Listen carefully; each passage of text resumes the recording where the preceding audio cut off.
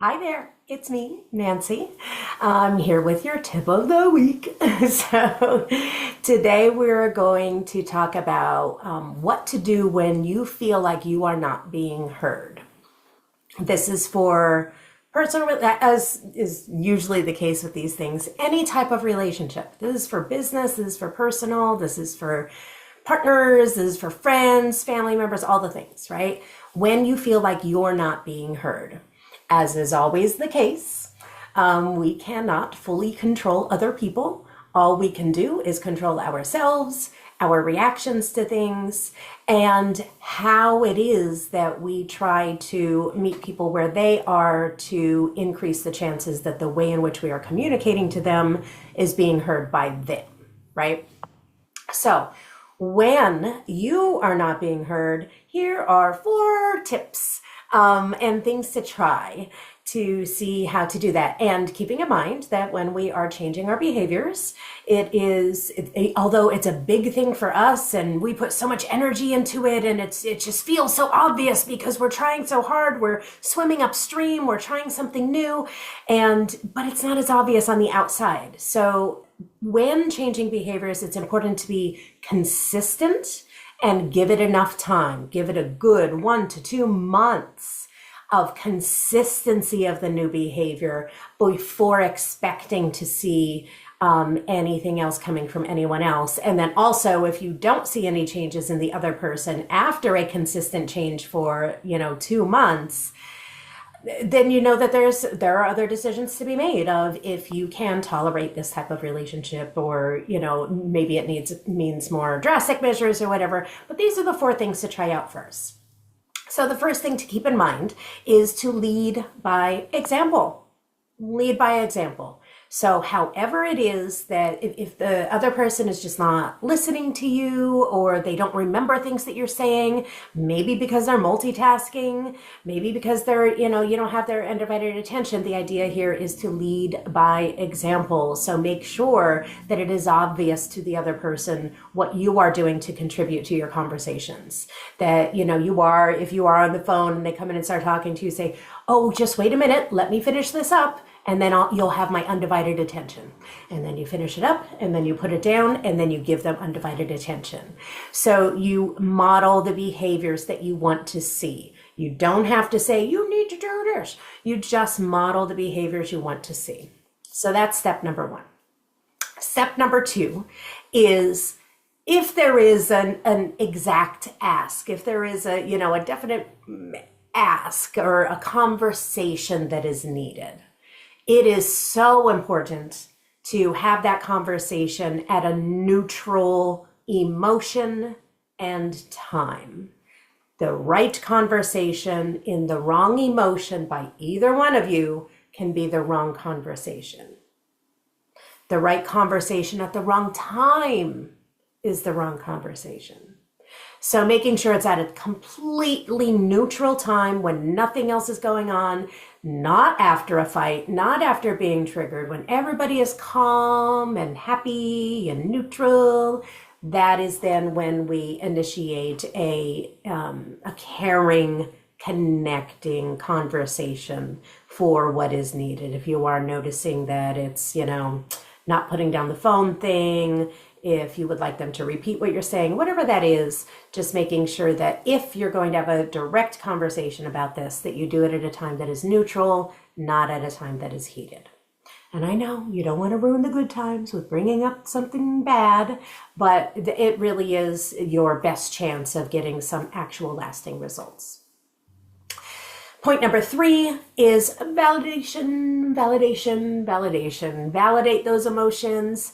Ask to be validated if you want to. That can be part of that conversation. But again, step 1 was modeling the behavior. So making sure that you are absolutely validating everything that comes out of their mouth first. The first thing said when someone shares something with you should be a validating comment. If you agree with their opinion or not, if you agree with their opinion, it'll be easy to say, man, it really sounds like you did the right thing in that situation. Yeah, or, oh man, that sounds rough. It sounds like you did the best that you could given what was going on, right? If you can't do that because you don't agree with what they did, you can always validate the emotion that led them to do the thing that you don't agree with. Whew. That sounds like you were feeling really, really stuck and frustrated. That's a rough place to be, man. I know what that feels like, and it just really sucks. I'm sorry you went through that. So you can validate the emotion even if you don't validate, even if you don't agree with the reason they're having the emotion or the actions that they took in that emotion.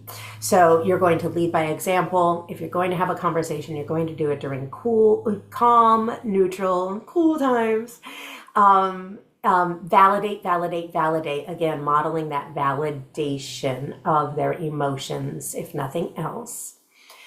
And then the fourth thing is, it's going to be awkward, so be awkward. If you're not used to validating, it's going to sound a little robotic and planned and everything. So what?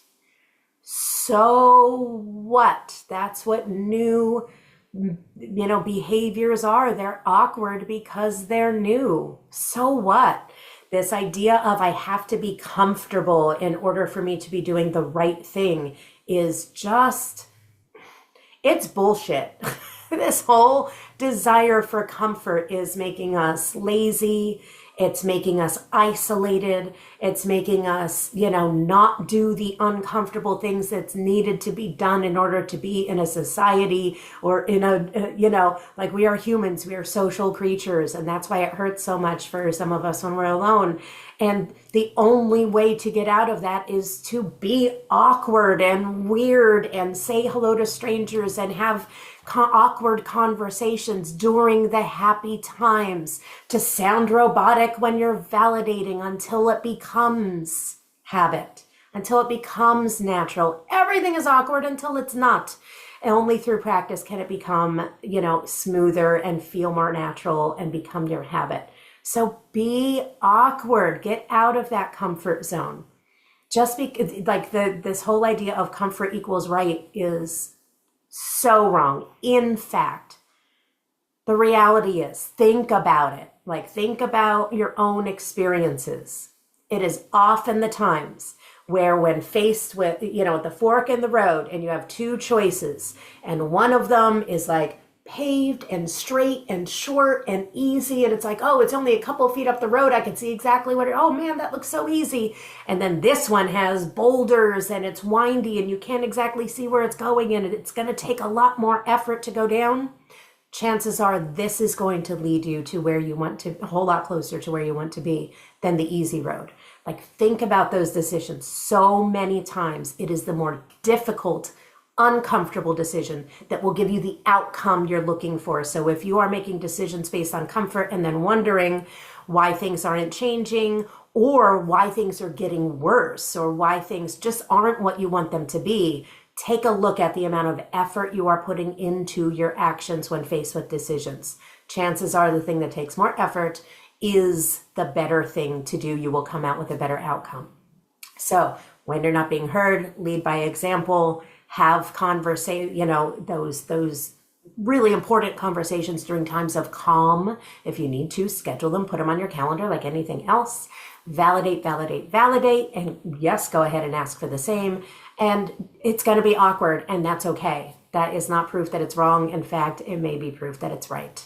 As always, let me know what you would like me to talk about next, or if you would like to have a little mini, free coaching session with me, and we can figure out one of the things that you're going through. Go ahead and reach out to me, comment below, all those things. And of course, I'm gonna do the ask. Please subscribe. Share this with anyone that you believe would benefit from hearing it. And I will see you next week, or you'll see me if you watch.